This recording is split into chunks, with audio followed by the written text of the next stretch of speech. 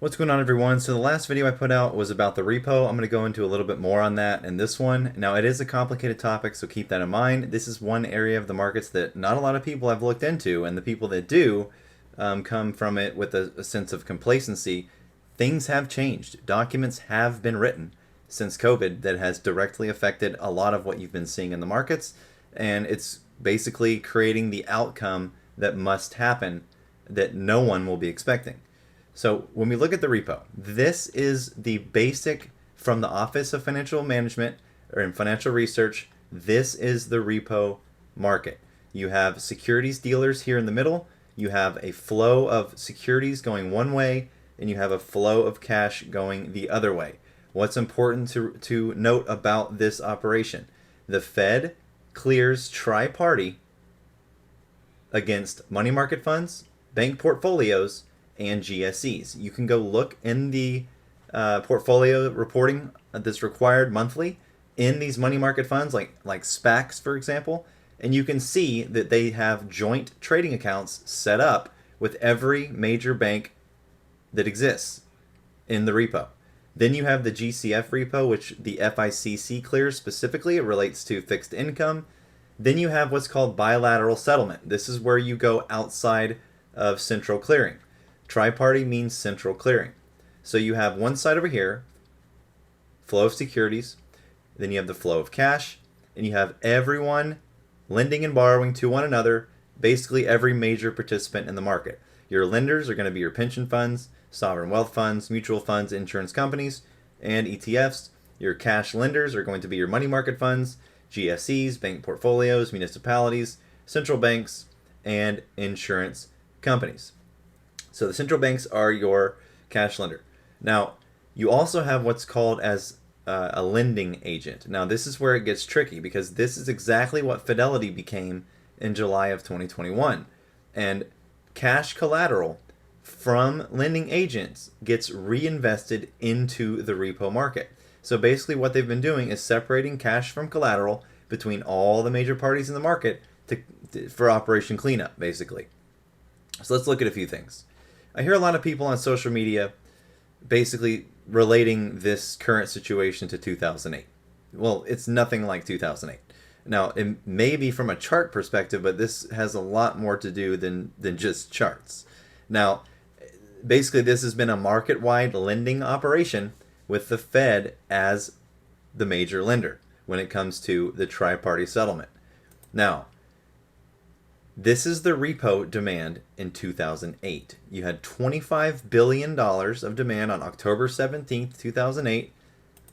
And as far as inflation, you had, at the beginning of 2008, it was at 4.3, and we closed out the year at 3.8.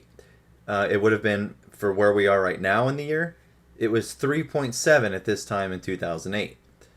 So where are we at today? Well, if you look at today, there's 2.359 trillion in there, and that should actually be 2022, my bad. So in 2022, it's 2.359 trillion. Look at the chart. There's no comparison. So while it may look the same on one chart, there's certain charts that matter a little bit more right now than what's going to happen in the immediate near term with price candles. But this is never even came close. The only blip we had even remotely close was 2014 to 2018, which was the LIBOR false start. And when it comes to inflation, we started the year this year with 7.5, and we're currently at 8.3. So going back, literally nothing of the same at all because it's the same situation. Cleanup. It's always been cleanup. Not the same as 2008, not at all, because in 2008, did we have a mass engineered pandemic to create a situation where a bunch of people flocked to the banks and deposited a bunch of money? Sure didn't. So where did this cash come from that they've all been using? And when I say they, I don't mean retail, because retail is a piss stain on the overall picture. Even in 2021, that was not retail. Where did all this cash come from? It came from you and I, and it was not printed. It came from you and I. So stimulus checks during COVID-19. This is the household savings percent of disposable household income. As you can see here, everything's pretty much flatlining with some general growth, and then it just explodes at the end of 2019 when the COVID pandemic starts. Because everyone, this is a global operation, stimulus checks, money's being dished out, and then that money is being deposited into people's bank accounts. Now, when it comes to short interest, this is where the outlook for later in the year comes from. If you look at the short interest on the SPY and you look at it right around when the Fed stepped in as lender of last resort, we're talking historic highs right here. Then the Fed steps in and then it plummets to historic lows. So, coincidence? No way. Now, in 2019, COVID started. Happens to be at the same time that the Fed steps in. Happens to be the primary narrative for why things are happening the way they are in the markets. And then what do you see? At that exact moment, the Fed's balance sheet skyrockets at the same time SPY's short interest plummets. And when SPY plummets. So the short interest is going down, the stock market is plummeting. And then what do you see in today's environment? The short interest is going up and the market is plummeting. So the Fed balance sheet skyrockets right exactly when SLR is enacted. And SLR basically allowed the banks to free up their capital to continue lending during the pandemic to risky assets because they wanted to collect them all to help separate them out in the repo. But these correlations, there's several of them. This isn't the only one. Another thing, other than money wasn't printed, it was deposited by everyone. They didn't get bailed out this time. Remember, they got bailed in. They got bailed in by the stimulus checks. Now, this is very telling. So this is COVID-19 in the banking industry, risks and policy responses. This is policies increasing bank reserves. One measure of a bank's liquidity is its reserves, which are measured as its vault cash and its deposits at the Fed. The Fed's actions in response to COVID-19 have greatly increased the Fed's balance sheet, as we just saw, and thus reserves available for use by banks to meet liquidity needs. In May 2020, bank reserves totaled $3.2 trillion, compared with around $40 billion from 2000 to 2007. Huge difference. Now, keep these two numbers in mind. Remember that at the beginning of this video when I showed you the repo demand back in 2008, it was around 50 billion. Well, now it's around 3.2 trillion, and that seems to be the exact amount of bank reserves that we see. Now, the Fed also temporarily reduced reserve requirements to zero, effective March 26th, 2020, when SLR was enacted. In its announcement, the Fed noted that due to changes in its operating framework that predate COVID-19, reserves are now so plentiful that reserve requirements are no longer a binding constraint. Reserve requirements are intended to ensure that banks hold adequate liquidity relative to deposits, but required reserves cannot be used to meet liquidity needs to the extent that the minimum balance must always be kept on hand. Now, this is the killer.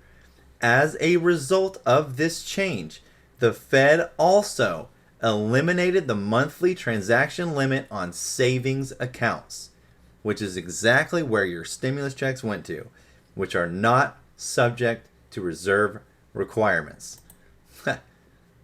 I mean, you can't make this shit up. They have it all written down for everyone to see, just no one wants to go look at it. They eliminated monthly transaction limits specifically for savings accounts during COVID when everyone was getting stimulus and savings deposits skyrocketed. So, you tell me. Now, this is, when it comes to retail traders, this is a very important document, and I'll link all this below. The small scale of retail on the secondary markets, which is where you and I trade. So the primary markets is where ETF redemption and creation occurs, and all the lending and everything like that takes place, and ETF baskets are made.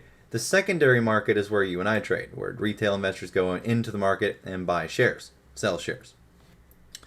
So get this, secondary market trading in the municipal securities market averages 13.4 billion and 38,500 trades per day, which amounts to 0.3% of outstanding par and 3.8% of all outstanding CUSIPs respectively. Similar to the primary market, the vast majority of secondary market trades occur at par levels that are significantly lower than the average trade size indicates. From January 1st, 2010 through June 30th, 2020, the average secondary market trade size was approximately $290,000. However, nearly 78% of all trades were for an amount less than $100,000. During this period, trades of over $100,000 totaled just over 9% of all par amount traded. Given the buy and hold approach for most direct retail participation in the market, asset managers, who generally provide ready liquidity for relatively illiquid underlying assets, often drive the general direction of both the primary and secondary markets as the largest collective buyers and sellers of municipal securities. And this isn't just for municipal, this is just a segment I took out of this. It's for every segment. Now, looking at all of this, ask yourself, in 2021, specifically in January, during SLR, when they were allowed to purchase risky assets at basically no end, who bought everything? You already know. BlackRock, Vanguard, and Fidelity did. Look at the size of their portfolio values.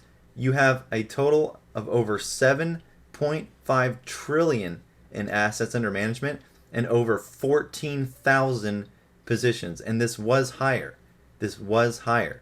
So, I mean, if this isn't a big operation to draw in everything, you've seen the filings I've covered, draw in the risk, mitigate the risk, get the liquidity in, and separate it all out. And then what are you going to do? You're going to use the massive amounts of cash you've been collecting to cover all the short interest that you see market wide. Over 14,000 positions and 7.5 trillion. That's a shit ton of money. I believe that their aggregate AUM actually exceeds the Fed's balance sheet. So that should tell you something. Oh, and by the way, most of their positions that they purchased were purchased during 2020, during the COVID pandemic relief. And on top of that, the SEC also allowed them to lend to their own funds. So again, giant party. We're not in it. We're just sitting here watching it. Now, as far as the repo market, yeah, it's a global operation. You can go look at the Office of Financial Research, Japan, Norway, Sweden, Italy, Denmark. They're all in there. And also, it wasn't just the United States that got stimulus. Global bail-in operation. The Fed has been operationally shorting the market, separating out the bad collateral from the good, and that has been the primary driver of inflation. Changed my mind.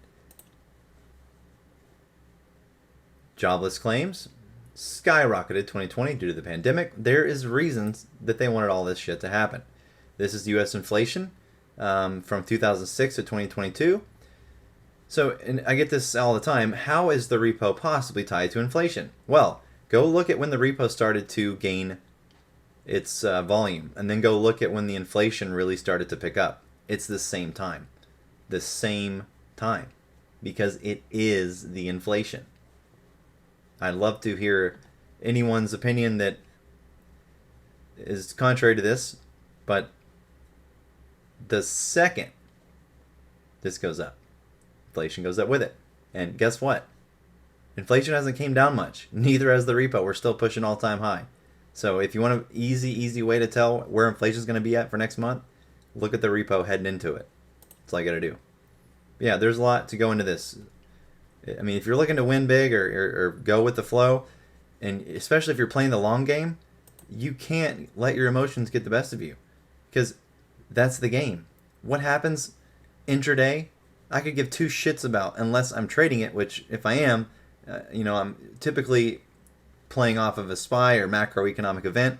The stuff in the small frame time frames, it is what it is. But for me, I like to look at the bigger picture, and there is opportunity here. And nothing has changed. Just because the FOMC didn't run yesterday, that doesn't mean anything's changed. It just means they took an alternative option, which they have. That's the beauty of options. You have multiple avenues of profit. So anyways, all this shit's documented.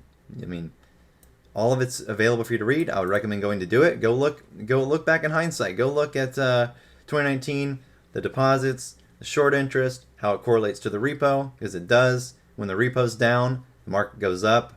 So they've been saying we're going to reduce our balance sheet, but they haven't.